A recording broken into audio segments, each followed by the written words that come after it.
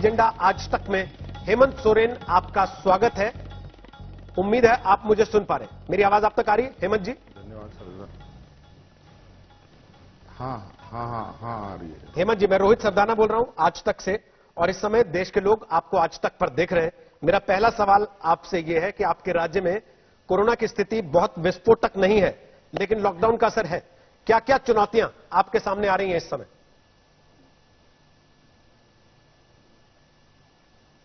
देखिए, चुनौतियां तो हमारे यहाँ कई क्षेत्रों में है। आर्थिक रूप से हो, सामाजिक जंग पर हो, या स्वास्थ्य सेवा को लेकर हो। वैसे तो हमारे यहाँ चुनौतियां पहले से ही रही हैं।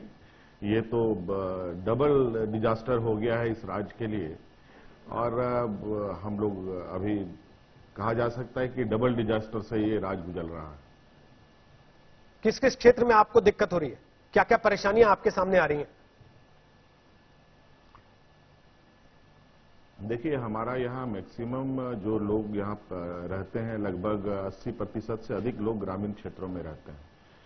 और यहाँ का आपको पता है कि यहाँ सबसे अधिक लोग रोजगार की तलाश में दूसरे राज्यों में जाते हैं, और लगभग 7 से 8 लाख लोग की जो हमारे पास रफ डाटा है, जो लोग बाहर राज्यों में फंसे पड़े हैं। और हमारे लोग धीरे धीरे जिस तरीके से यहाँ लोग आ रहे हैं, और उस तरीके से संक्रमण की संख्याएं हमारी बढ़ रही हैं। लगभग आज हमारे राज्य में 63 के लगभग लोग संक्रमित हैं, जिसमें 8 लोग ठीक भी हो चुके हैं। यह राज्य के लिए खुशी की बात है। और 3 लोगों की जानें भी चली गई हैं।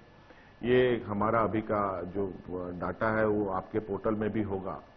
और जो हमारी जांच की प्रक्रिया है, थोड़ा हमें विलंब से शुरू करने का, या विलंब से सभी चीजें उपलब्ध हुई हैं, तो अब ये रफ्तार धीरे धीरे पकड़ रही है। और हम लगातार केंद्र सरकार के सहयोग लेकर के चीजों को आगे अधिक संख्या लोगों की जांच हो, इस पर हम लोग आगे बढ़ रहे हैं, ताकि संक्रमित लोगों की पहचान कर पाएं और चीजों को हम लोग हैंडल कर पाएं। सोमवार को प्रधानमंत्री वीडियो कॉन्फ्रेंसिंग करने वाले हैं राज्यों के मुख्यमंत्रियों के साथ। 3 मई के आगे की रणनीति को लेकर आपने क्या सोचा है? क्या प्लान रखने वाले हैं आप उसमें?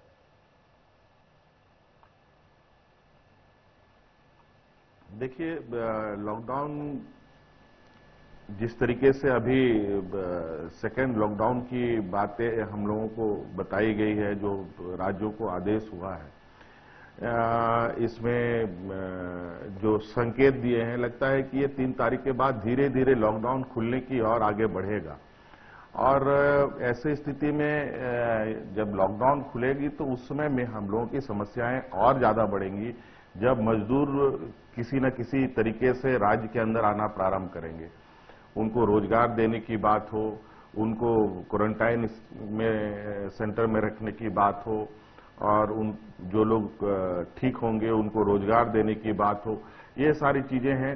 और अभी वर्तमान स्थिति में जो बातें आ रही हैं, लगातार बड़े पैमाने पर जो कोटा और के छात्रों को लेकर, और भी हमारे राज्य में तो सिर्फ कोटा में ही नहीं, कई विभिन्न राज्यों में, पुणे में, उड़ीसा में, हैदराबाद में, साउथ में बच्चे पढ़ने जाते हैं, बंगाल में, उन सब का भी विषय अभी चल रहा है बहुत तेजी से। और ये सभी लोग आप देख रहे होंगे व्हाट्सएप के माध्यम से, आप लोगों के चैनलों के माध्यम से, वो सभी लोग घर आना चाहते हैं। यहां तक कि हमारे मजदूर भी वापस घर आना चाहते हैं। ऐसी स्थिति पर ये एक समस्या होगी। जब वो आएंगे तो उस समय हमको उनको चेक करना, उनको क्वारंटाइन करना, रखना एक चुनौती होगी हम लोगों के लिए। उसकी तैयारी हम लोग कर रहे हैं। अगर पीएम ने लॉकडाउन आगे बढ़ाने की बात कही तो आप समर्थन करेंगे?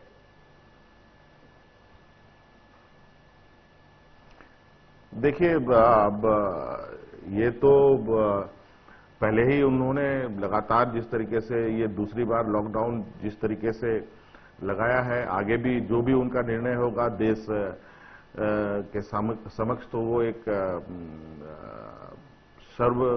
सबके लिए एक समान आदेश होगा।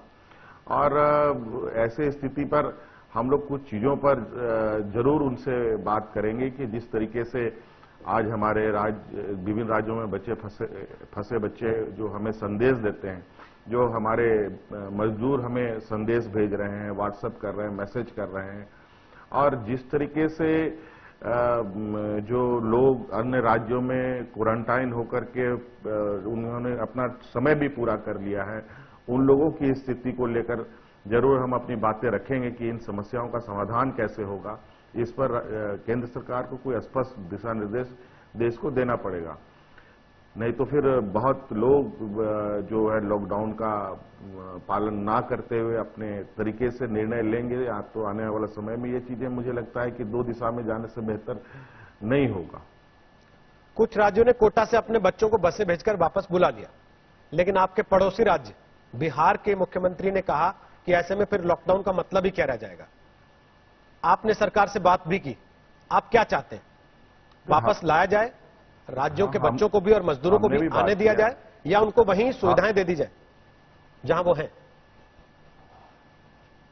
देखिए, आज हमारी गृह मंत्रालय में बात हुई थी, आज हमारे गृह मंत्री जी से भी बात हुई है, और हमने अपनी इस समस्या को उनके समक्ष रखा है।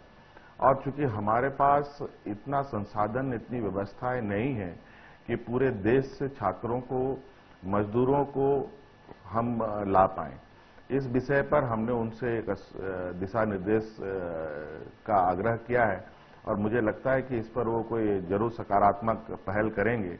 जिस तरीके से बच्चों को लेकर, हम सिर्फ कोटा के ही फंसे बच्चों की बात नहीं कर रहे हैं, बल्कि देश के अन्य राज्यों में भी फंसे हमारे बच्चों की मैं बात कर रहा हूं, और पूरे देश में हमारे मजदूरों की बात कर रहे हैं।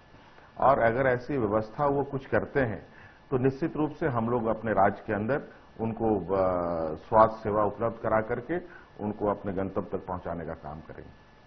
कांग्रेस ने आज लॉकडाउन की तुलना डीमोनेटाइजेशन से की और कहा कि ये अनप्लैन्ड लॉकडाउन है। आप क्या सोचते हैं? देखिए, बातें तो बहुत है, पीछे मुड़ेंगे तो बहुत सारी चीजें देखने को मिलेंगी इसमें।